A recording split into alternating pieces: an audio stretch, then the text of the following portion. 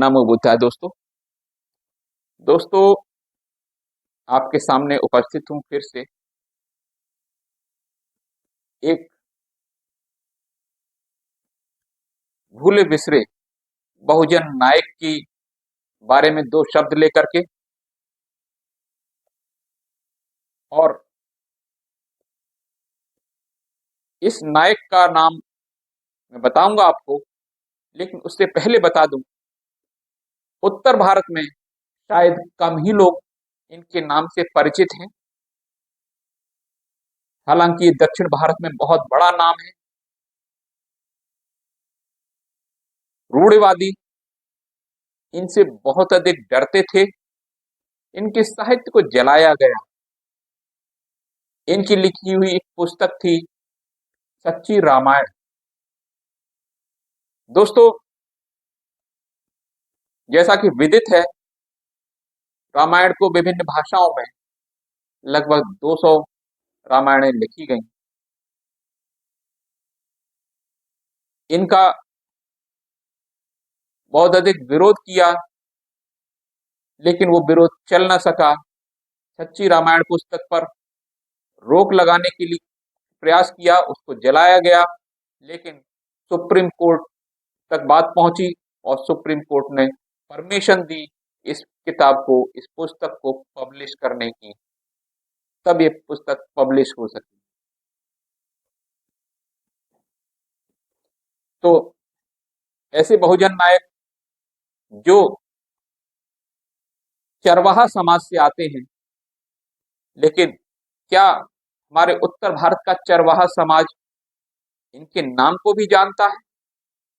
शायद नहीं। तो उस समाज को जागरूक होने की आवश्यकता है।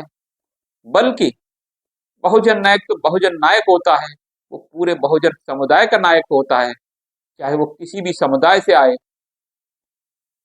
आप ही देखिए, महात्मा ज्योतिबा फूले किस समुदाय से थे, और आज उन्हीं का समुदाय उनको भूला बैठा है, लेकिन वो बहुजन नायक हैं। भगवान बुद्ध, वो भी अलग समुदाय से थे, लेकिन आज वो लाइट ऑफ एशिया नहीं, लाइट ऑफ वर्ल्ड है।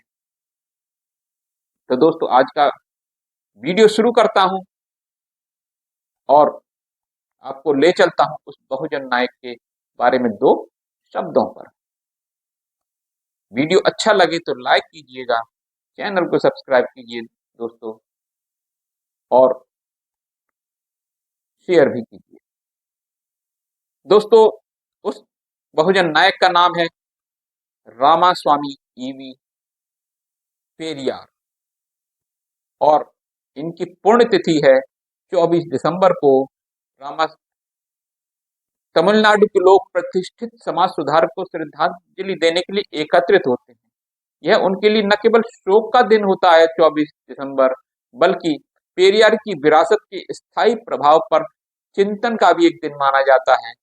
जैसे ही सूरज डूबने लगता है, रोड में पेरियार को समर्पित स्मारक पर गमगीन माहौल छा जाता है। वृद्ध, युवा और लोगों का हुजूम फूल, मोमबत्तियां और पेरियार की तस्वीरें लेकर स्मारक मैदान की ओर बढ़ चलते हैं। वातावरण उस व्यक्ति के प्रति श्रद्धा और कृतज्ञता के मिश्रण से भरा हुआ होता है, जिसने अपना जीवन सामाजिक न्याय और समानता के लिए समर्पित कर दिया था। स्मारक मैदान को पेरियार के कथनों को प्रदर्शित करने वाले बैनरों से सजाया गया होता है, जो जाति उन्मूलन, तर्कवाद, आत्मसम्मान पर उनके क्रांतिकारी विचारों को उजागर करते हैं। टिमटिमाती मोमबत्तियां उन लोगों के चेहरों पर हल्की चमक बिखेरती हैं जो इकट्ठे होते हैं, जिससे आत्मनिरीक्षण की भावना पैदा होती है। दोस्तों उस महान योद्धा पेरियार के जीवन पर कुछ हम प्रकाश डाल लेते हैं।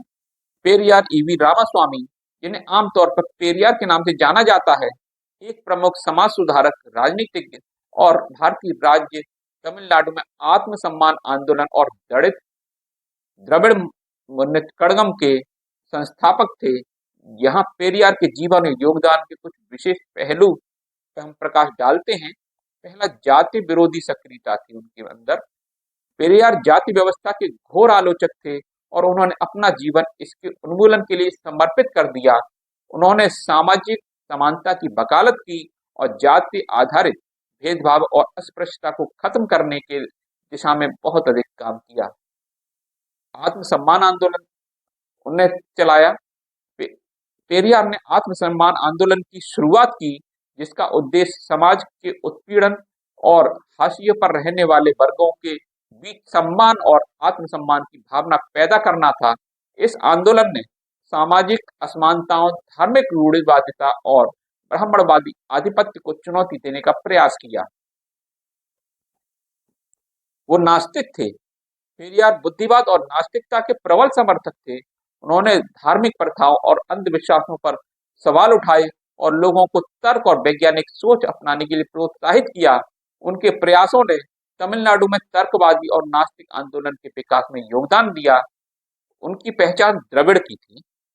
पेरियार ने दक्षिण भारत में द्रविड़ लोगों की विशिष्ट सांस्कृतिक और भाषाई विरासत पर जोर देकर द्रविड़ पहचान को बढ़ावा देने में महत्वपूर्ण भूमिका निभाई। इस आंदोलन ने उन क्षेत्रीय राजनीतिक दलों की नींव रखी जो द्रविड़ पहचान के समर्थक थे। भाषा और तमिल पहचान थी उनकी। पेरियार को तमिल भाषा और उसके संरक्षण का शौक था। उन्होंने तमिलनाडु में संचार और प्रशासन की प्राथमिक भाषा के रूप में तमिल को बढ़ावा देने की दिशा में काम किया। वो महिला अधिकारों के भी प्रबल समर्थक थे। पेरियार महिलाओं के अधिकारों और लैंगिक समानता के प्रबल समर्थक थे। उन्होंने बाल विवाह जैसी प्रथाओं के खिलाफ अभियान चलाया और महिलाओं की शिक्षा और सशक्तिकरण का समर्थन किया। पेरियार द्वारा प्रचारित लैंगिक न्याय के सिद्धांत तमिलनाडु में नारीवादी विमर्श को प्रभावित करते रहे हैं। उनका राजनीतिक कैरियर पर थोड़ा देख लेते हैं। पेरियार राजनीति में सक्रिय रूप से शामिल थे। उन्होंने जस्टिस पार्टी के रूप में काम किया। बाद में उन्होंने अपनी सामाजिक और राजनीतिक विचारधाराओं के प्रचार के लिए एक मंच के रूप में द्रविड़ कड़गम की स्थापना की।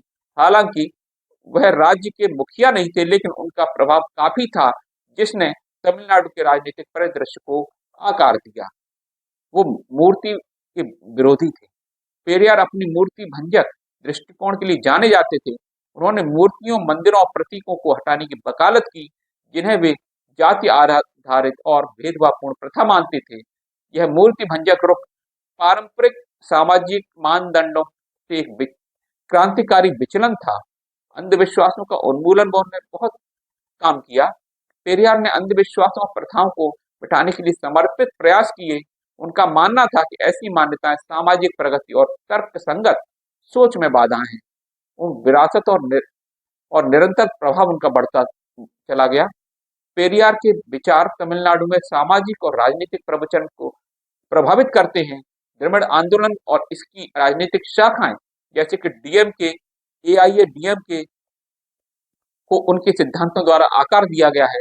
सामाजिक सुधार में पेरियार के योगदान आत्मसम्मान पर उनके जोर और दमनकारी सामाजिक संरचना को खत्म करने के प्रति उनके समर्पण ने तमिलनाडु के इतिहास और भारत के व्यापक सामाजिक और राजनीतिक परिदृश्य पर एक अमिट छाप छोड़ी है। दोस्तों, ये थे पेरियार ईवी रामास्वामी। इनके बारे में बहुत अधिक जागरूकता नहीं है, लेकिन दक्षिण भारत में इनका बहुत अधिक वर्चस्व था, बहुत अधिक इनने काम किया। तो दोस्तों, इस बहुजन नायक के बारे में जानकर आपको कैसा लगा? अच्छा लगा हो तो लाइक कीजिए, चैनल को सब्सक्राइब कीजिए। दोस्तों, मिलता हूं अगले वीडियो में, तब तक के लिए नमो बुद्धाय।